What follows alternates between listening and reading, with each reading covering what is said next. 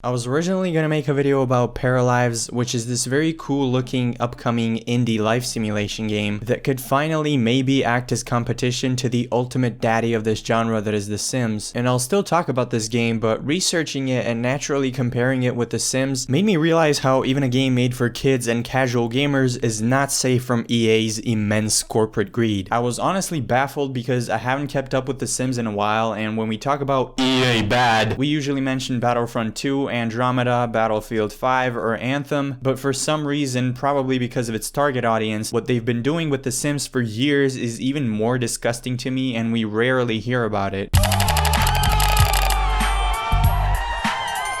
To preface this, I want to say that I don't think The Sims is a bad game at all. In fact, I think it's great and a lot of fun, and it wouldn't have stuck around for so long if it didn't have its place. The studio actually developing the game is not to blame for the business decisions made by the higher-ups at EA. Whatever these execs at EA dip their little slimy fingers into ultimately becomes tainted by their greed, making what is at its core a good game into a mess of hot garbage designed to print as much money as possible. Even though I haven't played The Sims in probably over 10 years, my girl still does to this day, and her always complaining about it while continuing to play it every day is what compelled me to even dig into this and make a video about it. The Sims holds a very special place in the gaming world. According to this earnings call from 2019, The Sims 4's player base has grown 35% compared to the previous year and has grown every year since its launch in 2014. Not only that, The Sims 4 is incredibly profitable, having brought in more than $1 billion in the space of these 5 years. Keeping that in mind, consider that the game has this audience of people that are not necessarily hardcore gamers or in touch with the gaming industry as a whole. I feel like this puts The Sims at a position similar to something like FIFA, which is also EA's property, by the way. Both of these games have a huge casual audience that's not as passionate about boycotting aggressive pay-to-win microtransactions like some parts of the gaming world. This allows them to charge money for absurd amounts of expansion packs or RNG player packs in the case of FIFA, and I mean fucking absurd. I did the math, and by that I mean I typed numbers into a calculator, and without any discounts, The Sims 4 plus all expansion packs will cost you, well, you probably already saw it in the thumbnail, $690. You want this horrendous looking ball pit that looks like it jumped out of a PS2 game? $10, bitch. And this isn't just content that only a select few players would want in their game. The DLC that adds cats and dogs will cost you $40. The DLC that adds seasons will cost you $40. That's stuff that absolutely should have been in the base game. To be fair, they probably got a lot of complaints for those two, so now you can get one of them in a bundle with the base game for $60, but you still have to pay $40 for the other one. If anything, that sounds even worse because they know this is stuff that shouldn't be sold separately, but they still couldn't force themselves to put both of them in the same bundle deal. And keep in mind that The Sims is a paid single player game with no long-running costs like server upkeep or maintenance that usually warrants including cosmetic microtransactions. These shitty expansions have a one-time cost to make and go on to make money for as long as there's people who will buy them. The Sims, more like the Simps.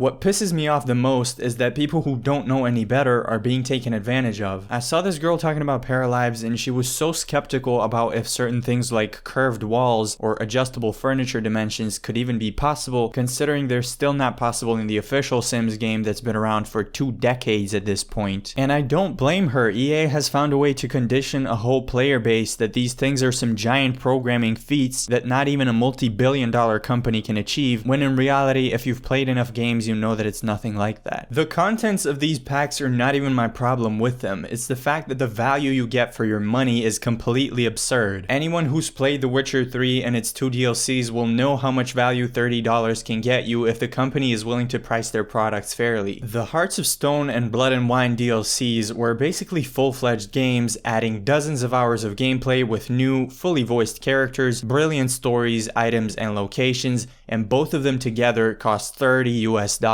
You know what keeps the Sims franchise alive and relevant though? The community. There's such a large and passionate community of people that find workarounds for stuff and create brand new custom content free for others to download. Sound familiar? My girlfriend was telling me about how you have to trick the game into thinking the surface of the fireplace is the floor or something like that, so that you can place more than like the predetermined 2 items on it. I'm not even sure what I'm talking about, but it reminded me of Bethesda's practices of putting out unfinished games and letting the community do so much of your work for you. One more thing that's pretty weird about The Sims is that they really don't have any competition at this point. In the current gaming climate, for every PUBG that pops up, you can expect a Fortnite, Apex Legends, and Warzone within the next couple of years. But The Sims has dominated this space for so long, and I don't know if there's ever been any real challenger to their throne. That brings me to Paralives. Paralives is a life simulation game originally developed by a single guy, now with the help of 2 more 3D artists. He has a very active community on Patreon that allows him to keep working on this full time. It has many features that the Sims community has been asking for years, like custom lot sizing and color wheels for skin, hair, and eyes. It also looks quite a lot better in my opinion, especially with the lighting. It's still heavily stylized, although this not only doesn't take away from the game, I think it goes in its favor. These assets are easier to create, don't age as quickly, and can run on slower machines. Here are some notable features of the game. You're not limited by a grid, you can build curved or slanted walls. There's also split leveling that you can see right here, fully customizable furniture, you can change colors, textures, and size to your liking, color wheels for objects as well as for character features that I previously mentioned, open world neighborhood filled with shops, parks, workplaces, and other interesting spots to discover and meet people, advanced character creator, complex personalities and character AI, cars, bikes, and boats, as well as pets and seasons. Now, The Sims could have done much better, but it's undeniable that over the 20 years of its existence, it's built up a lot of content. It's undoubtedly going to take a while for a team of 3 people to catch up to all the content The Sims has to offer, even though Alex aims to have as much content as possible on release. The game was revealed in 2018 and it likely won't be available to the public anytime this year. I'm personally excited to try this out, even though I'm not the biggest fan of the genre. I can always appreciate games that let you just chill out and enjoy mundane activities. But anyways, thank you for watching, dropping a like or a comment. I really appreciate it and it really helps the algorithm and stuff. Make sure to subscribe or I'll come to your dreams and haunt you.